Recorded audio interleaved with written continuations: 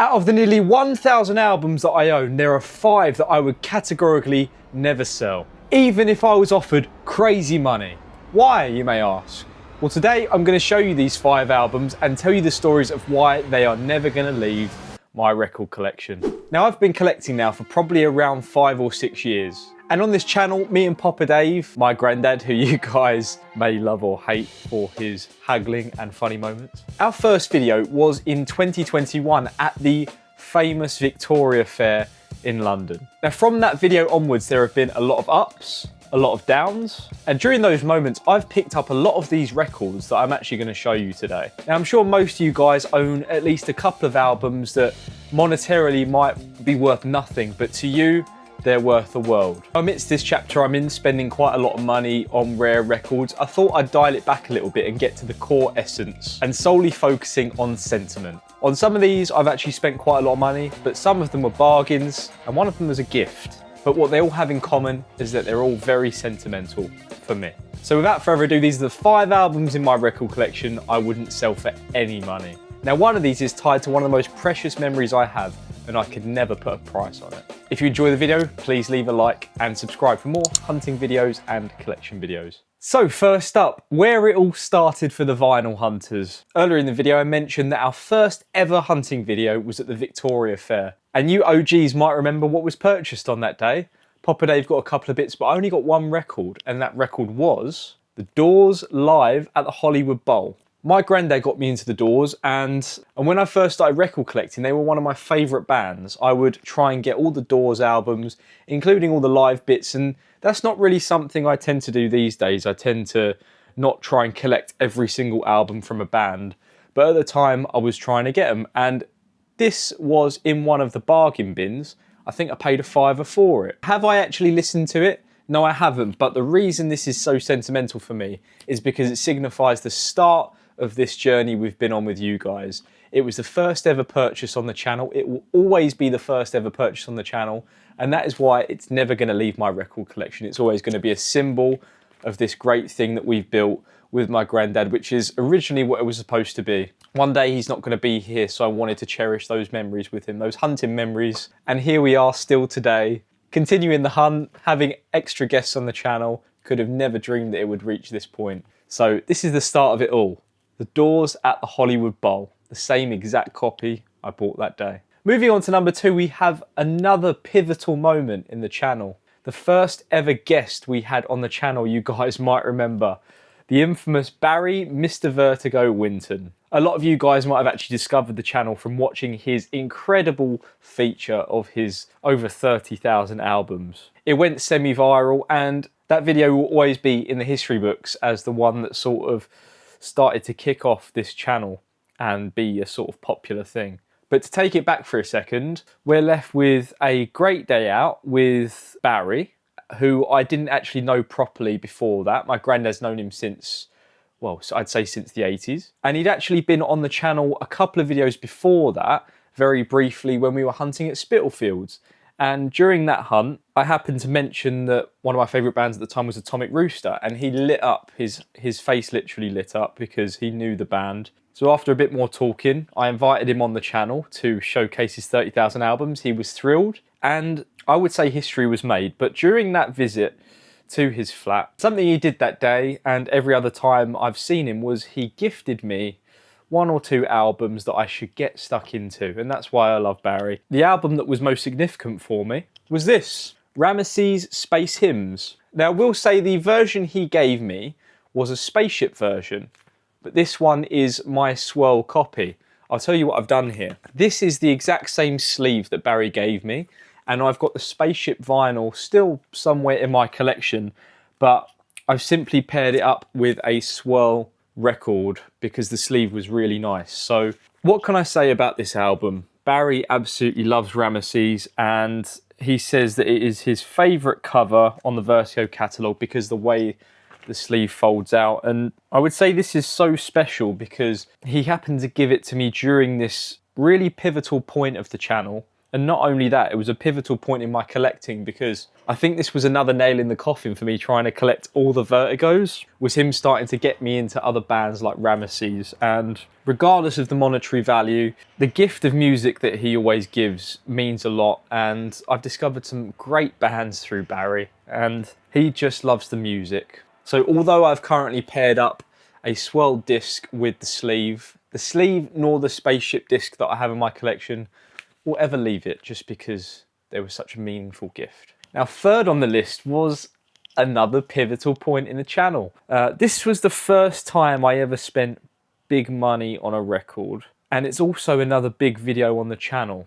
It was one of my holy grails at the time, simply because it was one of the biggest Vertigos. The sleeve was absolutely incredible, and the sort of music, which is the sort of English delicate folk, was very appealing to me then, and it still is now. So for all its sins, the record that sort of sent me off the proverbial rail when it comes to spending a lot on records is the one you were probably expecting. It is Tudor Lodge. Now, we did a video where we went up to Birmingham to view this record. Guess where we are? Where are we? Birmingham! Why are we all the way up here? Tudor Lodge. To not only view this record, but look around the shop that it was in at the time. And there was actually a copy of Hocus Poke, Earth Harmony, which I haven't got, and that's one of the 18 Vertigos that I currently don't have. But we came for Tudor Lodge. At the time, this one was extra appealing because of the type of music, as I said, and because the sleeve was absolutely beautiful. And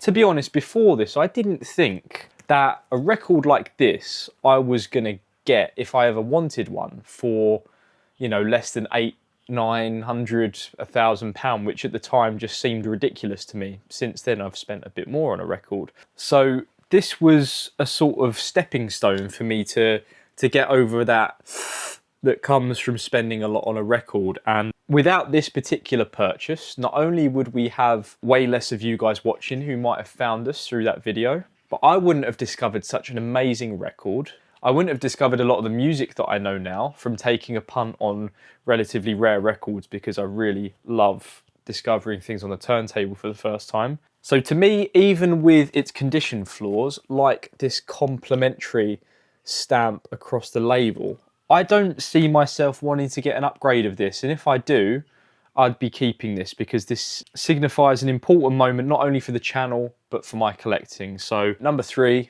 is Tudor Lodge. Highly recommend listening to this album. Now, 4 out of 5, I'm sort of cheating a little bit. It's 2 records, and these are the only records out of this list that I haven't bought in a video. Now, you guys know my absolute favourite band is Opeth. They've been with me through thick and thin, through high moments, through low moments. People have come and gone. The music has stayed the same, and the emotion with it I resonate with so much. The music has been a companion of mine for quite a few years now. So something I always wanted to own was the original copies of the albums. And they're pretty damn elusive, because not only is the music great, but at the time, quite a few of the early albums weren't pressed on vinyl, and then when they were reissued, even those are quite rare, because they weren't sort of getting big until the early 2000s, like 02, 03, 04. So any of the albums before that on vinyl are pretty hard to find. But one day, me and Papa Dave were at a record fair in Rochester, and I just so happened to see if there was any local record shops around, and I found there was one literally down the street. So I looked on their Discogs, and what do I find? It was the 2 most important Opeth albums to me, which is Still Life, the first one I ever listened to, and Blackwater Park, which has to be my favourite Opeth album. So I went there, did a deal, and I brought them home. It is the 01 repress, which is the first ever pressing on vinyl of Still Life, which originally came out in '99, and the 01 pressing of Blackwater Park, both on Music for Nations. And can't lie, before this I'd spent quite a lot of money on records, as you guys know. But when I purchased these, when I got back to the fair and showed Papa Dave, I was sort of sitting there and I had butterflies in my stomach, because not only were these relatively hard records to find, and not only did I love the music, but the emotions, the point in my life, and everything that they represent personally to me, it just felt way different and way more sentimental than just a rare record that I'd picked up. And the fact that I own these original copies now, it honestly means the world, and I can never see myself parting with these because they just represent too much. So fourth up is a double bill of Still Life by Opeth and Blackwater Park. Now just before we move on, I wanted to tell you guys about our newly improved and revised fan club over on Patreon. It's a place where you can more closely connect with me and Papa Dave via our members only chat. There's also extra bonus content that doesn't go on YouTube, where we go behind the scenes in our collections, we post clips of what we're up to. We have in real life meetups with our fan club, where we go hunting in our favourite locations and we bring you guys along in real life, just like in the videos. All that and more, click up here to sign up. The next 7 people from today that sign up, only 7, are going to get the remainders of our signed Vinyl Hunters turntable slip mats. We only have 7 left, and you guys have absolutely loved them so far, but once they're gone, they're gone. So the next 7 sign-ups only are going to get a slip mat. So if you want to get one while you can, get over there now. They're going to be gone quick. Thank you to all our patrons for your support so far. It's allowed us to continue doing these videos and bringing you guys more entertainment. Now, last up, speaking of Opeth, you guys might have seen one of our most recent videos where I went record shopping in Bergen with a couple of the members from Opeth. Now, not only that being a bucket list item, going record shopping with those guys, but going to Norway, seeing a black metal festival, and just taking in the beautiful country which is Norway, it ticked a lot of boxes for me. So when I was shopping with the guys and I came across a rare progressive rock album by a Norwegian band that I'd never heard, I think that just put the cherry on the cake. Here I am with a band that I look up to so much, shopping with them, and I pull out this record, and not only is it something that I would buy if I was alone, it's interesting, it's rare, it's progressive, but the fact that I discovered it with the band, it ties that memory of going hunting with them to the record. And every time I pick up this record, it will always be the record that I found whilst hunting